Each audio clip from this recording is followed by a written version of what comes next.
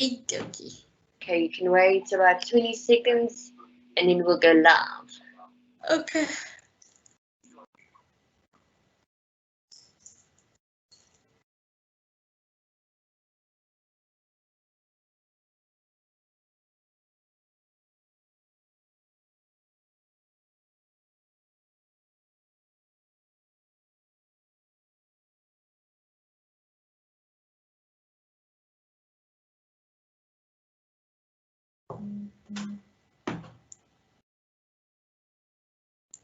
Good afternoon, everybody. Welcome to our grade 7 language lesson. It's so awesome to be back. I was so excited to see on Flipgrid someone's advert for me. I'm actually going to share it. It was absolutely fabulous to see you hard at work and picking up the ideas that I shared with you yesterday with writing. So I think by now you know who I am. And there's my email to send your work. And today we are actually going to be talking about synonyms and antonyms, how to use the colon and semicolon correctly. And during that, we'll be working on vocabulary, and you may need to be able to use your dictionary at times. So always keep it handy, even if it's online. I've got a few pictures there just to kind of give you a basic idea of what we're touching on. Most of you do know by now what synonyms and antonyms are. So your synonyms are things that are the same. And we have a friendly skeleton over there. And then we have antonyms, which are your opposites. Okay, so we are going to work through them today. Synonyms. So the definition of a synonym is not only a word that has the same meaning, it's also a word that has a similar meaning. So you can use it to explain something and they have similar meanings, even if it's not exactly the same meaning. For example, happy. Another synonym for happy that is the same is glad. But excitement is also a synonym for happy. It has a similar meaning, although it's not exactly the same. So a synonym is a word or phrase that can be substituted for another word or phrase. As I've said before, here's the exact example I was giving you. So happy and glad are synonymous.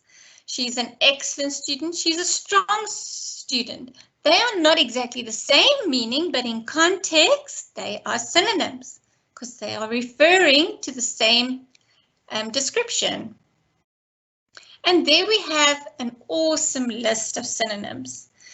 And the very thing that I like about synonyms, remember how we were talking about writing and I was like, adjectives are brilliant. They are great descriptive words. Synonyms is exactly the same tool to use. When you want, often when we're talking, we tend to use the same word like nice, nice, nice, but there's so many much better words than nice. If you're talking about food, you can say delicious. If you're talking about experience, you can say amazing. So why stick to the boring words? Why not choose a more exciting synonym?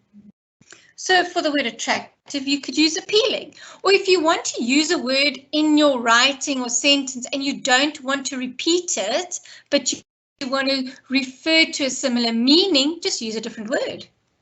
So accomplish, achieve. He accomplished a great deal in his achievements. So they have similar meanings, but it's not repetitive and they're not exactly the same. But they're referring to a similar thing. Admit, confess. Alike, same. Assist, help. Awful, terrible. Begin, start. Big, large. Buy, purchase. Child, kid, choose, select. Complete, finish. And also if you notice, some of these words is more of an informal language, like kid, yummy, finish, start. We talk informally. That's how we talk. However, when we are trying to put a nicer spin on it and make it sound educated and formal, we use words like instead of kid, we'll say child. Instead of start, we'll use begin. Okay, so you'll find that the words in black are more proper English and less informal language, when the words on the right are more informal, as conversational, in other words. Now, what are antonyms? So your antonyms are words that have opposite meanings. So often we say opposites. That's probably how you learned it in primary school. You learned them as opposites. And then the word antonyms was introduced later. And we know that they're opposites because synonym and antonym are rhyming words. So we kind of link them together, but they're not the same word.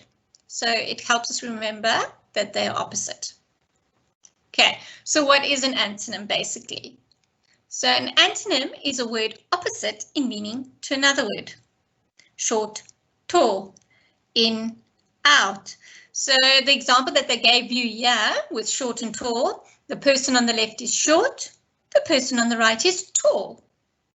Remember when we were doing adjectives, we actually used words like that as describing words to make our sentence sound more interesting. So an antonym now is also a descriptive word, but we are using it defines that it has an opposite. Okay, so it has an opposite. Right, here's our list of antonyms, and also we have on the left bit more formal or proper words, and on the right more conversational words. Okay, so it is more appropriate to say, okay, these are actually opposites. So let's have a look at cool. That's an easy one. The opposite of cool is warm. There's a more challenging one at the bottom, idle, which basically means lazy. And the opposite is active, or we would say conversationally fit. Okay, so the opposite of above is below. Absent, you're absent from school at the moment.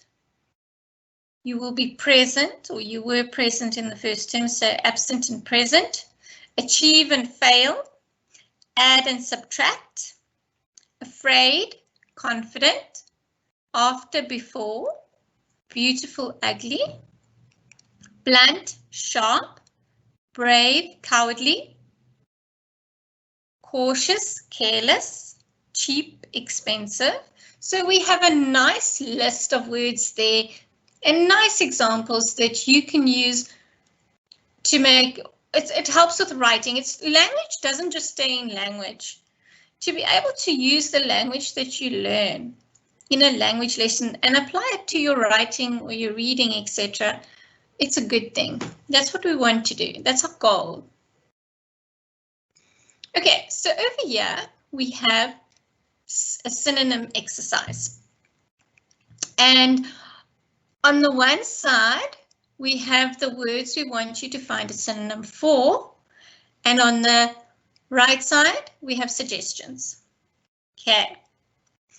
So remember that just because A is opposite from number one, it doesn't mean that they go together. They are mixed up on the right-hand side. All right. So let's look at our words that we have options for. We have polite, little, quick, big, glad, kids, beautiful, dollars, yell, excellent. Now remember, we're not looking for antonyms in this activity. We are looking for synonyms, the words that are same or similar. Okay, so which one of those words on the right-hand side go best for the following? Number one, tall. Number two, children. Number three, money. Number four, scream. Number five, small. Number six, fast. Number seven, pretty. Number eight, nice. Number 9, good. Number 10, happy. Okay, so what do you think the synonym for tall is? Let's see what we have. Very good. So the synonym for tall is big. Big. And the synonym for children? Kids. The synonym for money? Dollars. The synonym for scream? Yell. The synonym for small? Little.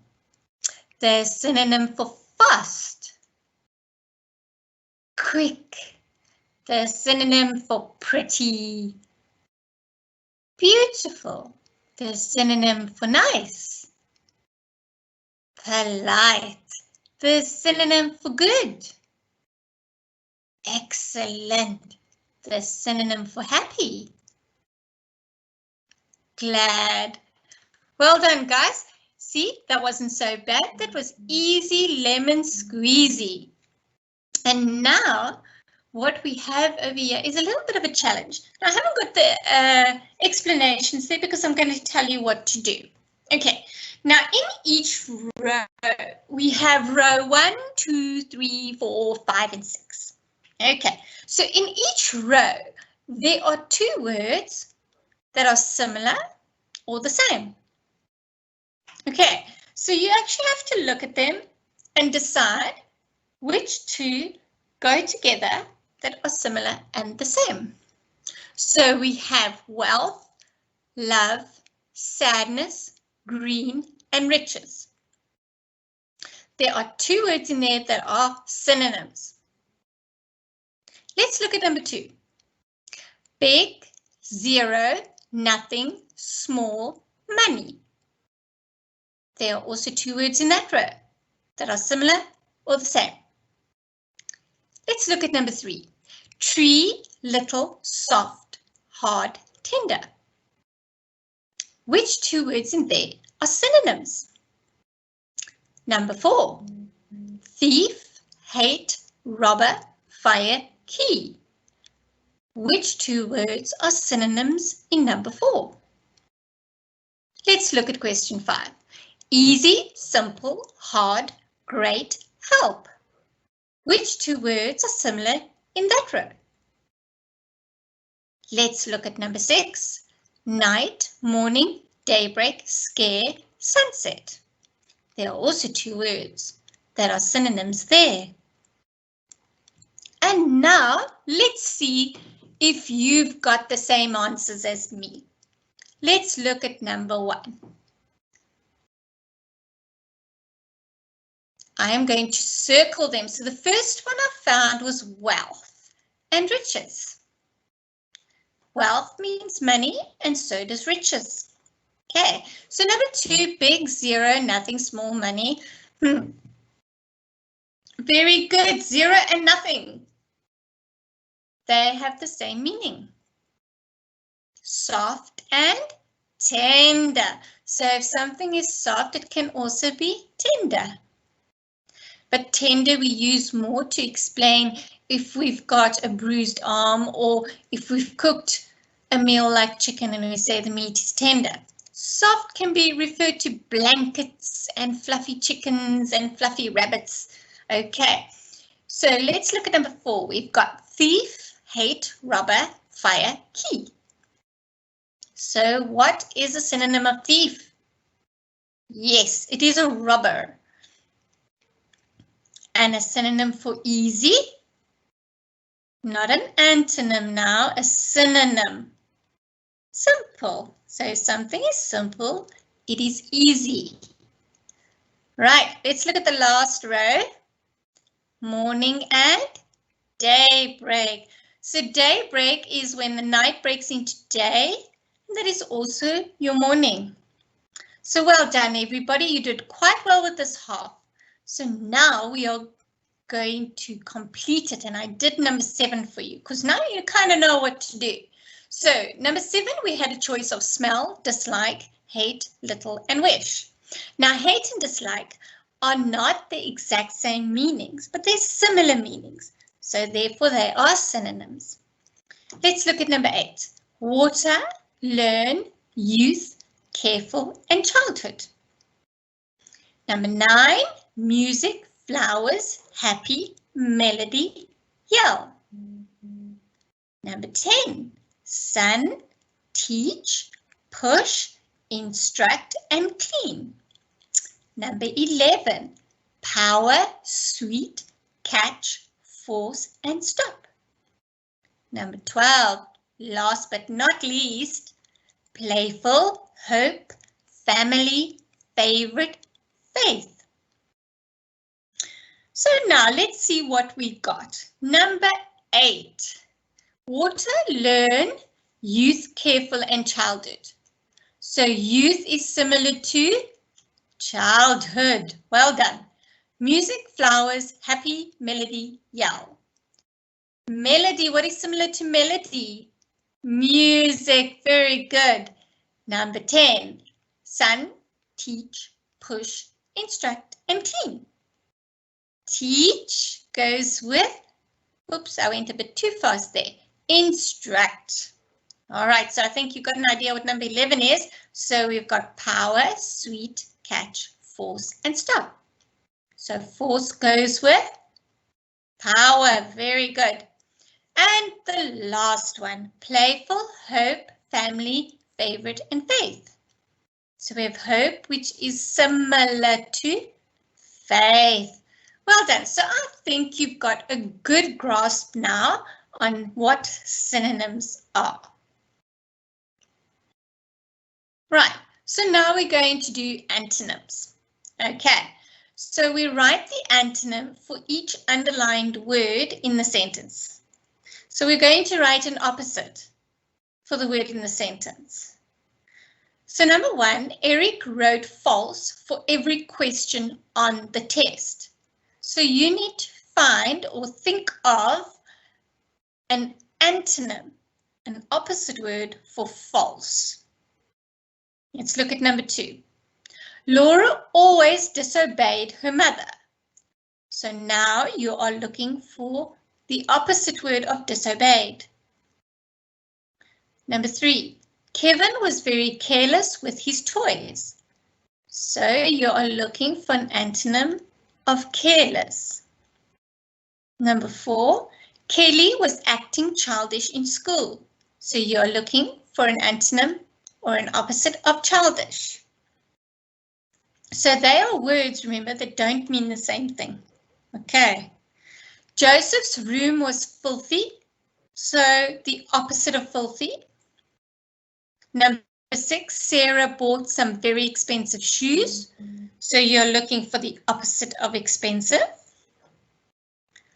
Number 7, Paul just began his chores, so you're looking for the opposite of began. Okay, so let's see what you've come up with. The opposite of false is true. You remember whenever you get these science questions, they'll often say to you, is it true or false? Even in English, they like to do that. So the opposite of false is true. So Eric wrote true for every question on the test. Laura always disobeyed her mother. Laura always obeyed her mother. So obeyed is the opposite of disobeyed. Kevin was very careless with his toys. The opposite of careless. Careless means you don't really look after something. So the opposite of careless is careful. So you do look after something. So Kevin was very careful with his toys. Kelly was acting childish in school. So childish is when you act like sillier than the age you are. So you know when your teacher tells you, stop acting like a 2-year-old? Yeah, that's childish. Okay, so now we want the opposite of childish. So Kelly was acting mature in school.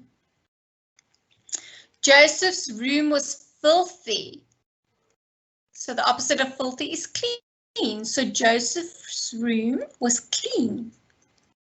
Sarah bought some very expensive shoes.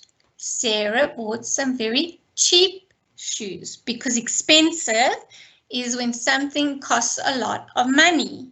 Cheap is when it does not cost a lot of money, so it's the opposite. Paul just began his chores.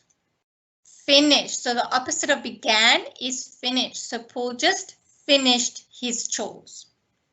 Right. So as you can see, there's someone really being yelled at. That's probably what my desk looks like. And that's probably what I look like when I clean it. Okay, so we've got a few images of our opposites. Let's put it that way. And there's your very expensive shoe. It actually looks quite pretty. Okay, this is our second part of sentences for antonyms. I'm going to read through them again. Well, not again, but read through this page like I did before. Number 8, Mackenzie ate a piece of the cake. Now that is tricky because, okay, what on earth could the opposite be of a piece? So you got to really think for that one. Number 9, Steve was wise beyond his years. Number 10, Lisa was very polite to the saleswoman. Number 11, John thought the vase was worthless. Number 12, Mary had a lot of answers. Number 13, Mike was dishonest to his teacher. So we are still looking for opposites. Okay. Mackenzie ate a piece of the cake. So if you're not eating just a piece, what are you eating? The entire cake, exactly. So there you have to actually reconstruct your sentence. So Mackenzie ate the entire cake. Steve was wise beyond his years. Steve was dumb beyond his years. So the opposite of wise is being dumb. If you use the word foolish, that's just as good. It's probably better. Lisa was very polite to the saleswoman. So if you're not polite, you are being rude. So Lisa was very rude to the saleswoman. John thought the vase was worthless. Valuable. So the opposite of something that is worthless is valuable. So John thought the vase was valuable. Mary had a lot of answers. Questions. So Mary had a lot of questions. Mike was dishonest to his teacher. Is that correct? It should be honest. Very good. Are you waking up at least? What did I warn you about yesterday? That I'm going to throw one in there to check on you. Let's see who gets back at me and tells me, ma'am, that one's wrong. What should it be? Here's my big cake. That's it. It should be honest. It should be honest. Mike was honest to his teacher. I hope that woke you up. So let's try both now. Right, so we have synonym and antonym. Okay, courageous is a synonym is brave, and antonym is coward. To copy something means to duplicate it or make something that's the same.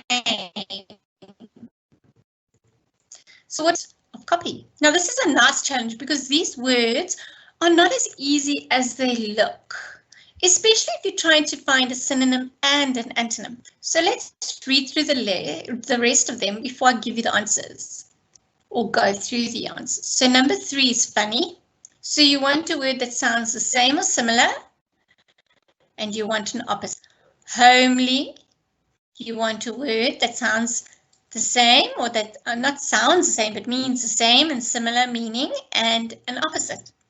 Then you have rise, evil, tiny, unite, playful, and work. Okay. So, yeah, you might have to scratch your head a bit. You may even have to pull out that dictionary.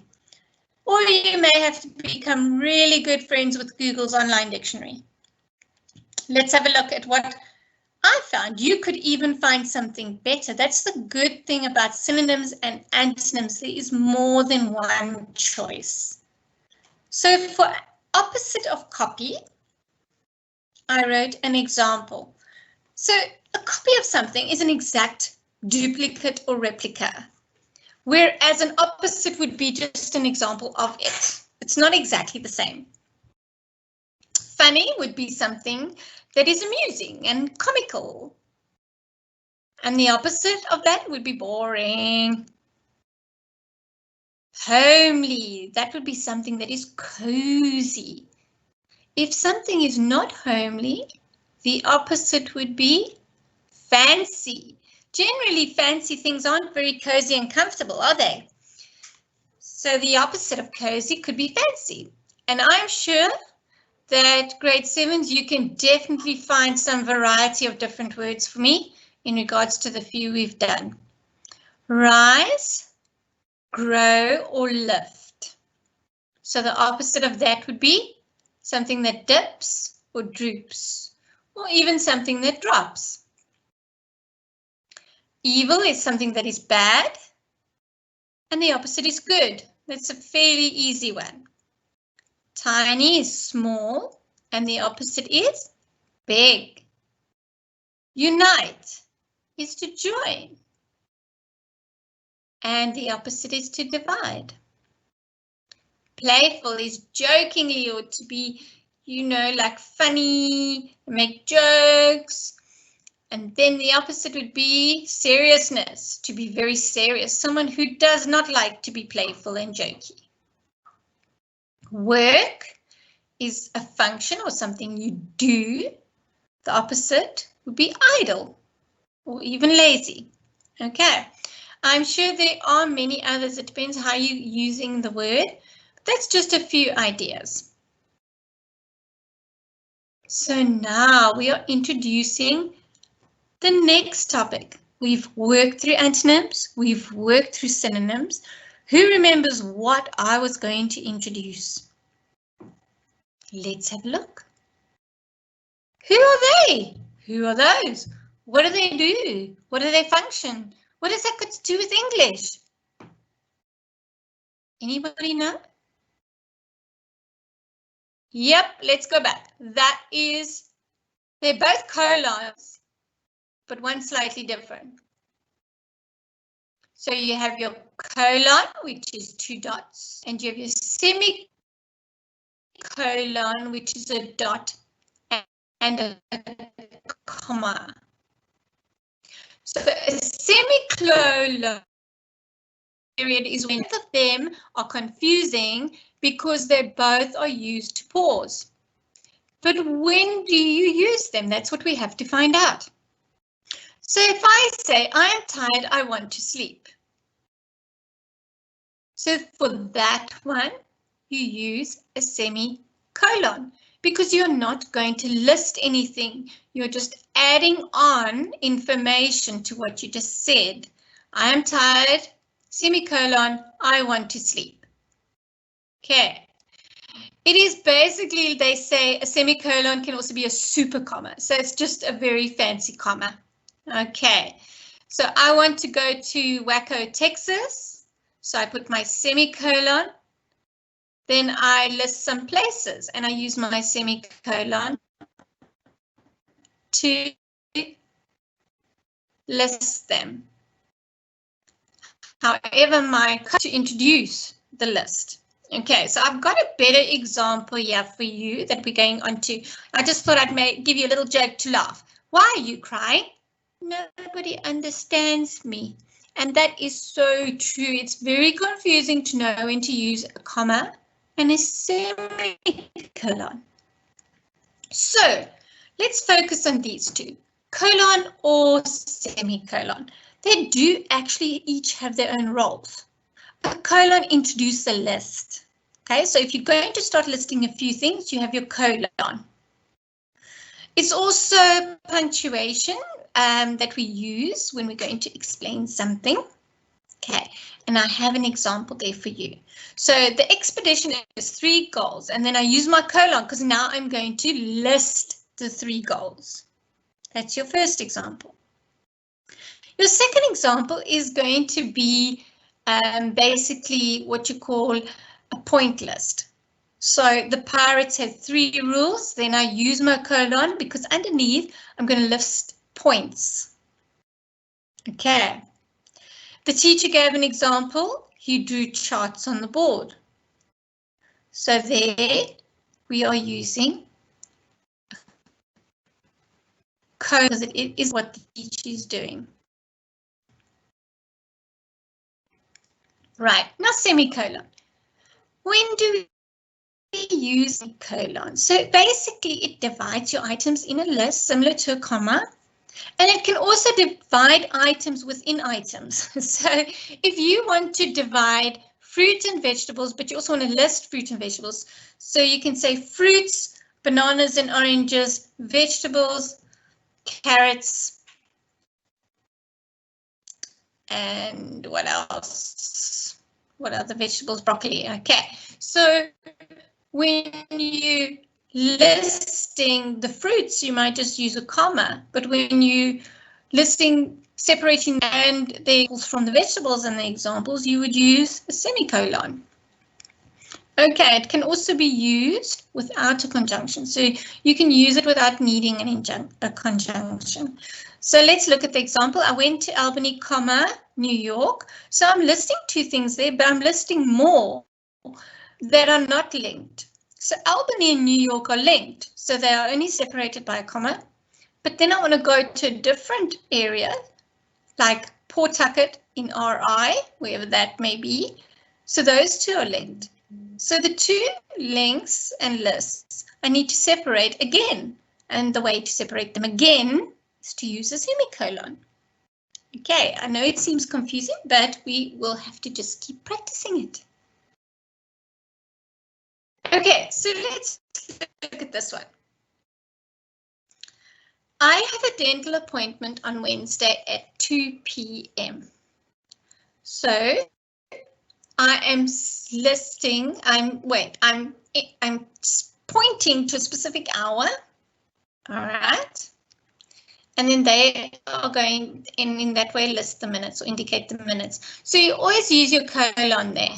That is just standard. When you use time, it always has a colon.